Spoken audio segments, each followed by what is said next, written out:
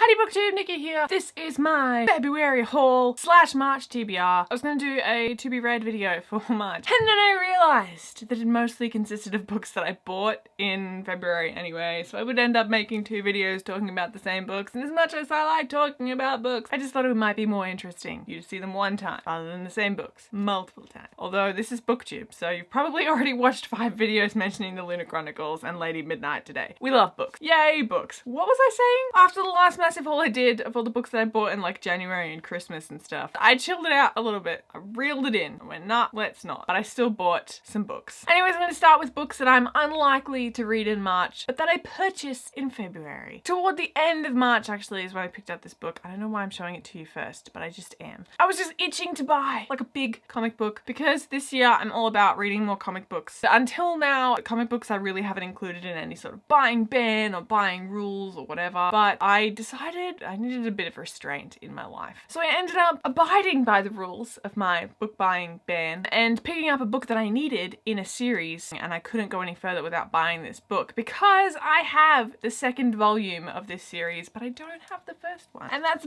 Buffy the Vampire Slayer, season 8. These are the massive volumes. I think this is like 2 normal volumes plus some extra content or something. Anyway, I have the 2nd one. I love it. It's signed by Georgia Cienti. This is obviously following the TV show. It's like a season 8 after the TV series 7, which was the last TV series. And it's obviously created by Joss Whedon and a bunch of other creators, including Brian K. Vaughan, who everyone raves about. And I didn't realize that he wrote for Buffy. Like, I don't know how I missed that, but I did. It's really beautiful. Look at this cover, first of all. Second of all, what? That's awesome. Can you feel the awesome? Kapow! Larger than life, very colourful and exciting. I'm really glad to have this finally. So the series thing is one of my exclusions from the book buying ban, which is why I bought that one. And this next book only cost me $2.50. I have a rule that if a book is like over 50% off, like if it's super cheap and it's on the list of books I want to read, the giant list of books I want to read, I should pick it up because it's going to save me money in the long run. So I picked up Sabriel by Garth Nix. I'm not sure if that's the correct pronunciation. This book was $2.50 from Kmart. Good times. What the heck? So all I know about this one is it's a fantasy series. It's by an Australian author, Garth Nix, and it's just really highly recommended. So I will read it eventually. Yay, Kmart.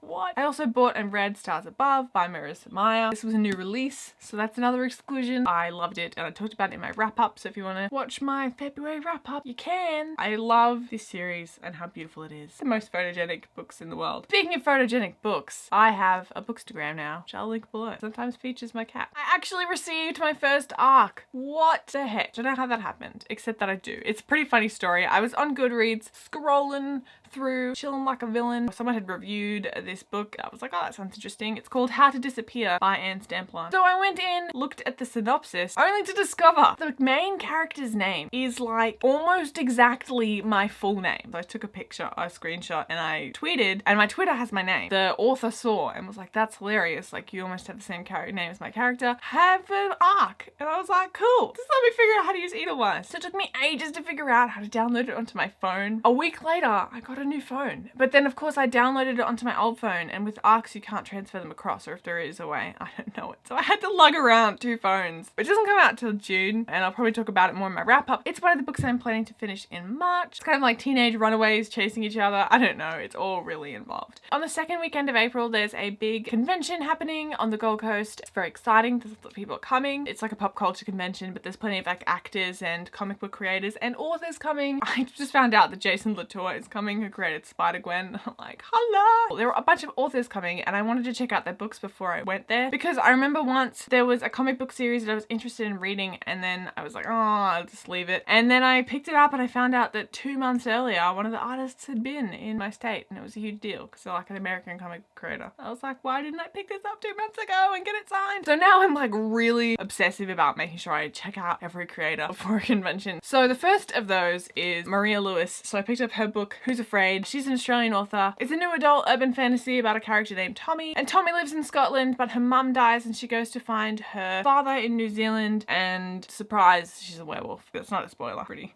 obviously.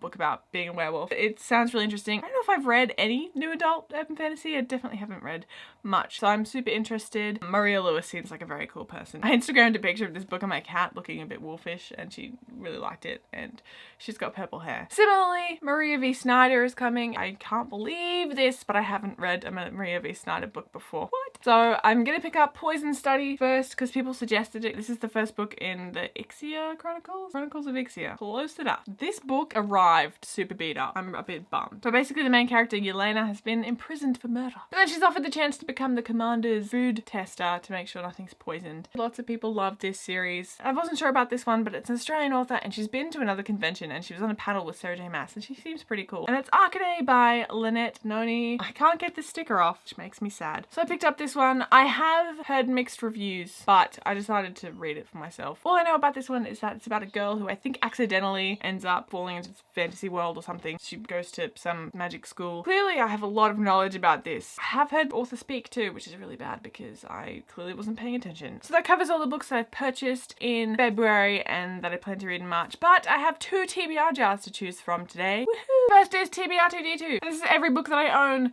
in his little body. Woohoo! Oh, it's a comic book. I picked a comic book. And my TBR 2D2 pick of the month is Why the Last Man. I think this one's called Unmanned, and it's the first volume by Brian K. Vaughan, Pia Guerra, and Jose Mazan Jr. This one I've heard not a lot about, but I was recommended it a long time ago, and I like Brian K. Vaughan. So what happens in this book is that all the men die of some virus, and the only 2 male mammals alive is this guy Yorick and his monkey Ampersand, and he has no idea why he's alive. So it should have lots of female characters, right? And of course I also have Comic Book Catbug. Oh my gosh, why is your head not coming off? I'm still gonna pick from Comic Book Catbug, despite the fact that I already picked a comic book. Da, da, da. Sailor Moon! So my comic book pick of the month is actually a manga, Pretty Guardian, Sailor Moon, that's what it's called. And it's #1 by Naoko Takeuchi. I'm a big fan and I've never read the manga. I haven't actually read very much in the way of manga at all, but I'm keen. So these are the books that I'm planning to read in March, and these are the other books that I purchased. Holy cow, that's really heavy. Let me know in the comments below if you've read any of those books, or if you're going to read any of those books, or what you're going to read. I'm gonna go and start figuring out what I'm gonna wear to this convention. And I will see you next time, but in the meantime, tell me, have you ever met an author? What was your favorite experience meeting an author? I really enjoyed meeting Sarah J Maas, but probably meeting Hugh Howey, the author of Wool, was probably my favorite because he came to a convention and not a lot of people knew his books then. I just got to have a really good chat with him and went to his panel, and it was really, really good. It was just really fun. If you want to check out my February wrap up, I'm gonna leave a link to that there. Click some stuff, eat some lunch, do a little dance. See you later.